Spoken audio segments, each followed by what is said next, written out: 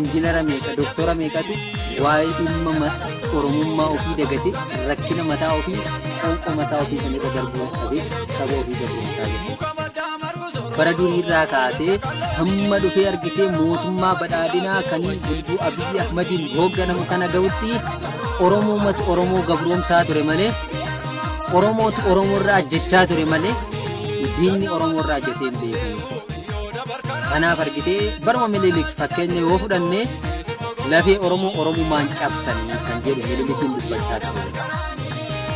Oromoo ormi cabsuu hin danda'u yoo waliin cabsan malee, yoo deebi'anii walirratti ijaaran malee, yoo isuma waliin cabsan yoo taate malee namni cabsuu hin danda'u jedhanii gootota Oromoo irratti illee Oromoo ijaaranii cabsaa turan.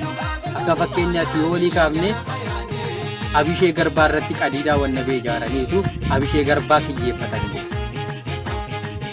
Oromoo goobana daacee qabatanii akkasitti dhabdan.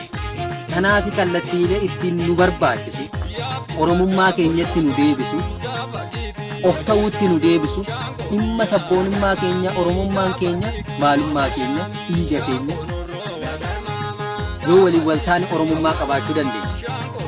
Oromoo ta'uun kee Oromummaan ibsu.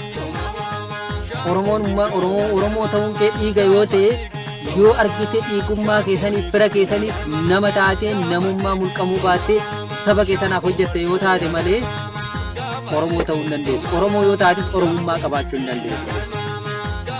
Oromoo fi Oromummaan garagara adda baafama. Oromummaa kan qabu Oromummaan kee sabboonummaa keeti, sabboonummaan kee immoo Oromummaa keeti. Sabboonummaa jechuun ilaalcha eenyummaa of ta'uutiif ilaalcha eenyummaa saba ofii dursuuti.